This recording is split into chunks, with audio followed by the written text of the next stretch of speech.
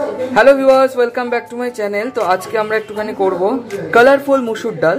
তো দেখুন আমরা মুসুর ডাল ধুয়ে রেখেছি, পেঁয়াজ এরকম ভাবে কেটে রেখেছি, আর টমেটো আছে, একটুখানি মটরশুঁটি আছে, আর কাঁচা লঙ্কা আছে।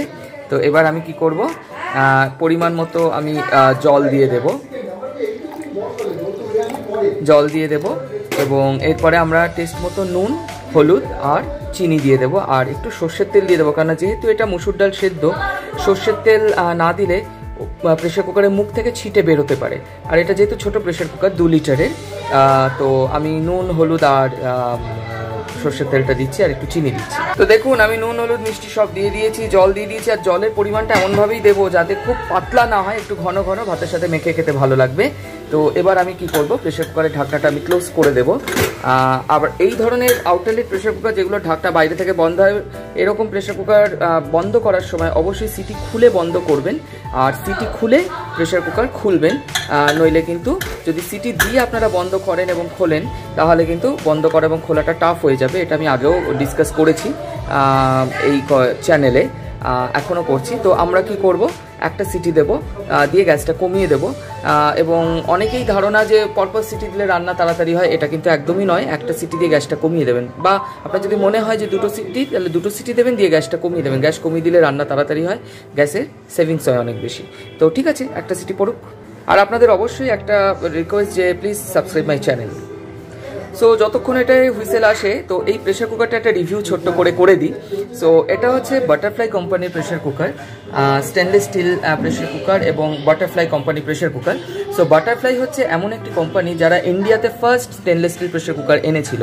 So stainless steel pressure cooker হিসাবে বাটারফ্লাই হচ্ছে লিডিং কোম্পানি। তারপরে প্রেস্টিজ হকিন্স, যাদের নাম আমরা খুব বেশি জানি as a pressure cooker company হিসাবে, তারা এনেছিল। তো বাটারফ্লাই হচ্ছে লিডিং স্টেনলেস স্টিল প্রেশার কুকারে। সো আমি তার জন্য ইউজ করি, আমার কাছে বেশ 3-4টে আছে। তো তার মধ্যে স্টিলের 2টো আছে, তো এইটি একটা আছে, এটা 2 লিটারের, আর আরেকটা আছে, এটা হচ্ছে 5 লিটারের। এটা 2012-তে কেনা, এটা আমি হায়দ্রাবাদ থেকে কিনেছিলাম, আর এটা আমার অনলাইনে কেনা।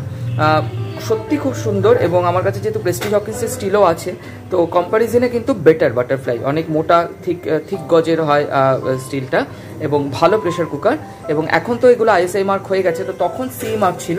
সি মার্ক মানে আইএসআই যেটা ইন্ডিয়ান স্ট্যান্ডার্ড, সি হচ্ছে ইউরোপের স্ট্যান্ডার্ড।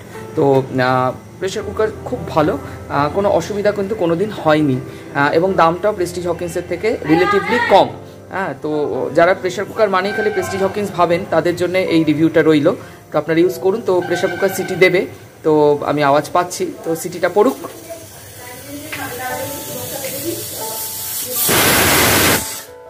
তো সিটি পড়ে গেল, যেই সিটি পড়লো আমি গ্যাসটা কমিয়ে দিলাম। তো গ্যাস কমিয়ে, যেহেতু মুসুর ডাল একটু গলে গেলে খেতে ভালো হবে, মাখা মাখা হবে। তো এবার এটা ডিপেন্ড করে, অনেকের ক্ষেত্রে অনেক রকম আপনারা করেন, কেউ একটুখানি গোটা খান, তো আমরা একটুখানি স্ম্যাশ খাই। তো থাকুক 2-3 মিনিট থাকুক গ্যাস কমিয়ে। তো গ্যাস কমিয়ে অনেক কুকারে সিটি পড়ে, অনেক কুকারে পড়ে না, তো সেটা কুকারের সেটিংস। তো এই কুকারে সিটি পড়ে না, তো আমার অনেক কুকার আছে যেখানে গ্যাস কমিয়ে দিলেও সিটি পড়ে, তো সেটা আলাদা ব্যাপার। বাট গ্যাস কমিয়ে আপনারা টাইম কাউন্ট করুন। তো আমি 2 মিনিট কাউন্ট করি, তো 2 মিনিট পরে আসছি। আচ্ছা, 2 মিনিট ওভার। তো আমি এবার গ্যাসটাকে আবার বাড়িয়ে দিচ্ছি, বাড়িয়ে আমি আরও একটা হুইসেল দিয়ে নেব।